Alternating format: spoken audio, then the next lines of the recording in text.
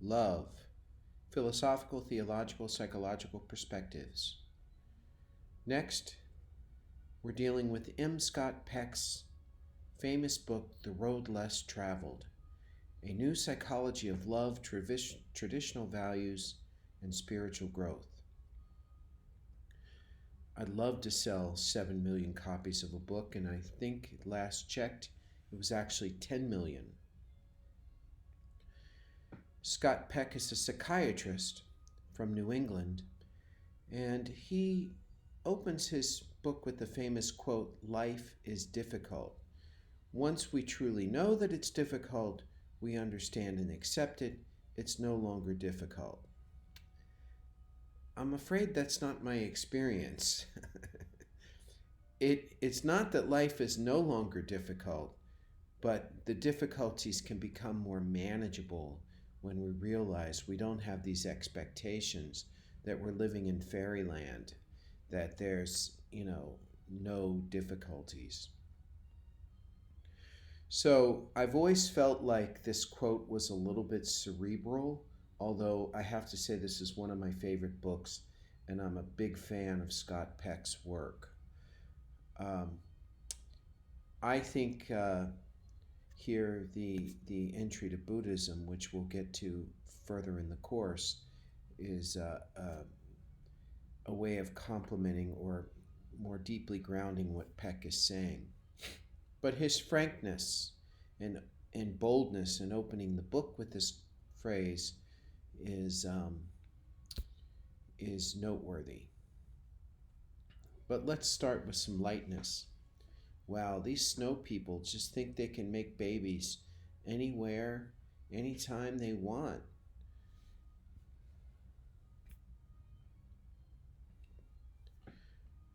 Peck starts out talking about discipline, and I like his treatment of discipline because it really reminds me of Lonergan's notion of moral conversion.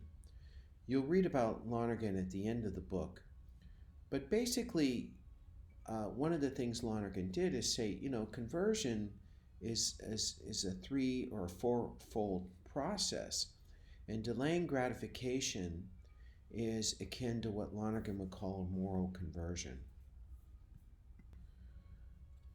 Delaying gratification is part of discipline. It's part of not letting my feelings for pleasure or avoidance of pain dictate my decisions. It is something that, when internally habituated, forms the basis of a more mature personality. One of the other things I like is Peck's treatment of discipline and reality, or that a commitment to the truth is essential for mental health. And I like this because, as a theologian and a philosopher, you really get to reevaluate the importance of epistemology in philosophy, the essential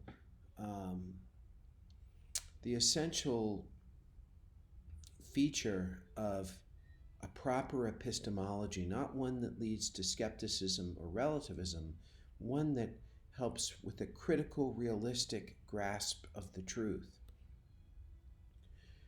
But we see how just the role of responsibility, the distortions in that, the character disorder is the person that avoids responsibility and blames other people. The neurotic is the one that takes too much responsibility. So you see the role of responsibility is distorted in either extreme, either avoiding or claiming too much. This is helpful because love is going to, for Peck, is going to involve being responsible, being committed. I once had a professor who said his wife tends to blame other people and he tends to blame himself. So they make a nice little match. She blames him, he accepts the blame.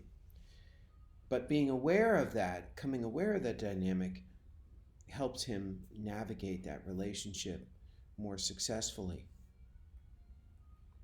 Mental health is an ongoing process of dedication to reality at all costs.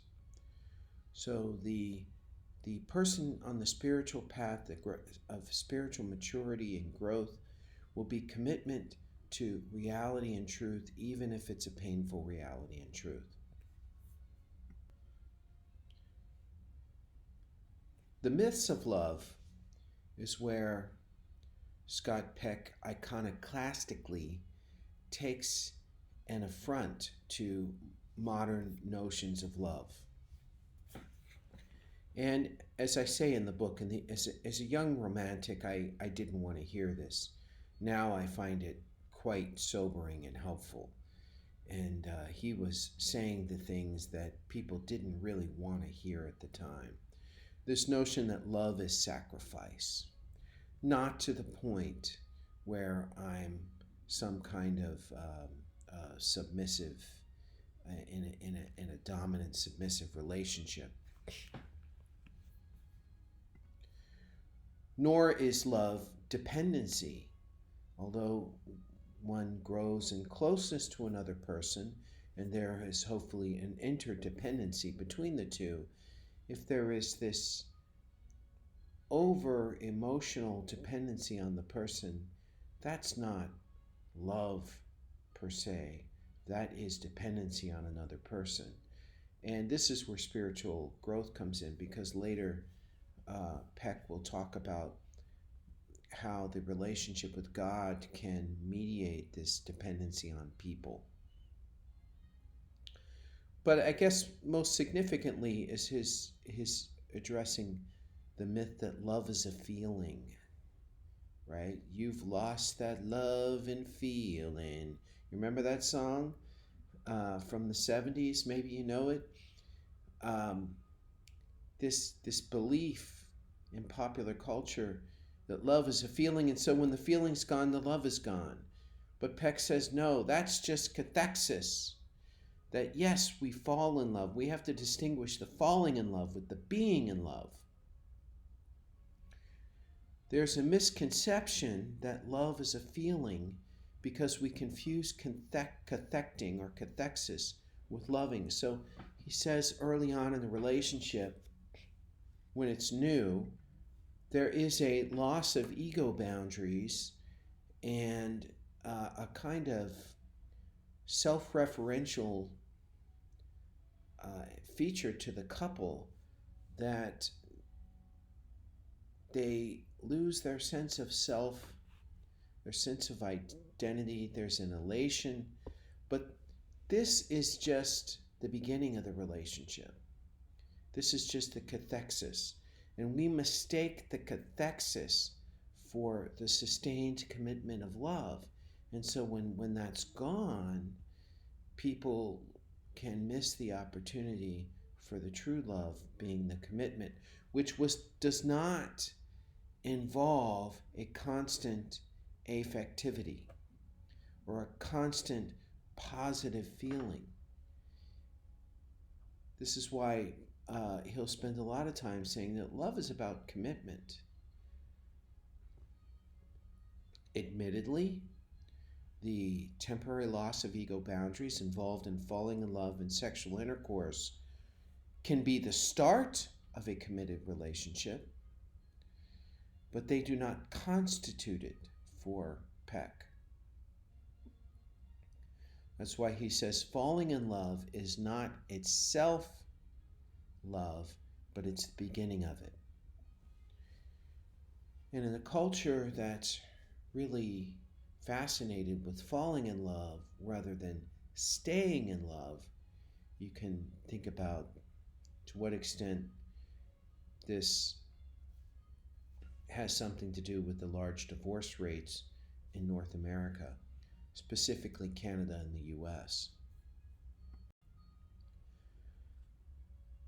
His definition of love is the will to extend oneself for the purpose of nurturing one's own or another's spiritual growth. That's pretty good. You can think about that. Is there anything it's missing? Well, having thought about it over the years, I wonder, does it does it capture the receptive component of love? That aspect where I'm receiving love from the other person. In that case, I'm not necessarily extending myself.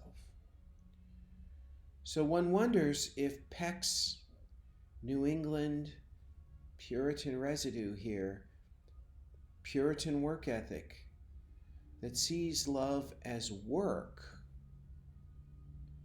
is coming into play here.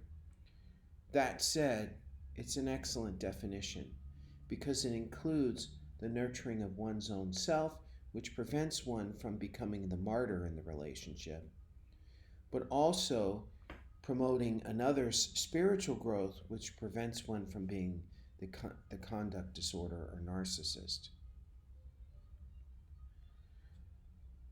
What else does love require? It requires attention, loving attention to the other, concern for the other, listening to the other. It involves the risk of loss. To be in the relationship, I may lose the relationship. There's no guarantees. There's the risk of confrontation. People pleasing is dishonest.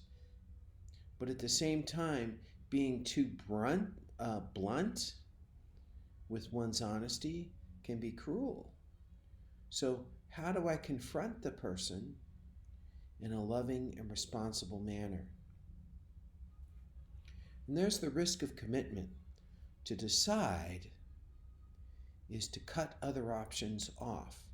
That's the Latin root for the word decision, to cut. So the risk of commitment means I'm cutting off other options. But also, what if it doesn't work out? Well, I won't know if I don't try. A wise woman once said to me, commitment is one day at a time. He goes on to talk about love as discipline. So again, it's going to involve that delayed gratification, that responsible commitment rather than just making decisions based on feelings of pleasure and avoidance of pain.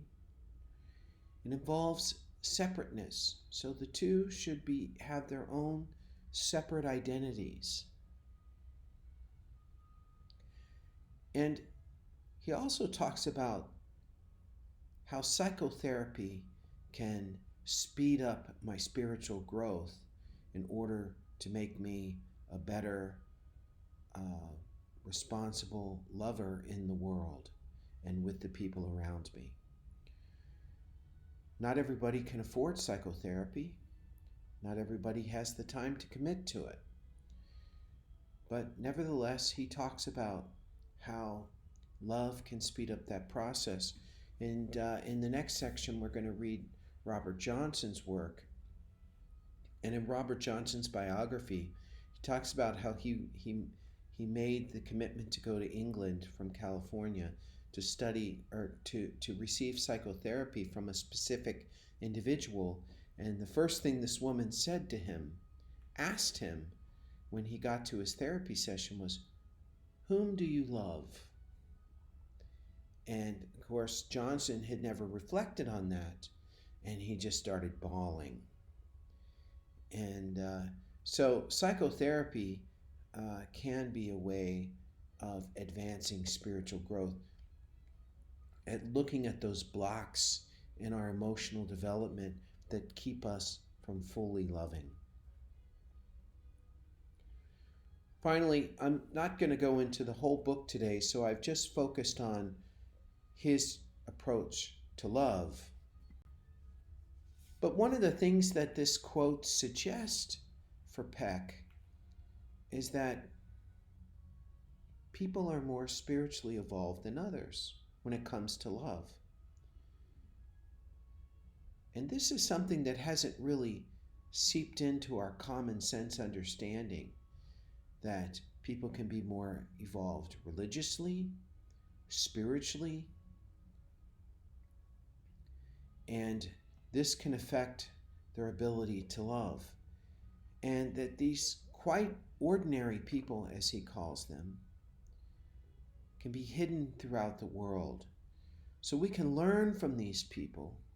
We can strive to be like them. And this is the gift that Peck gives in this book, which so many people have read. And in some ways, it's even controversial. And maybe some of that will come out in the discussion questions.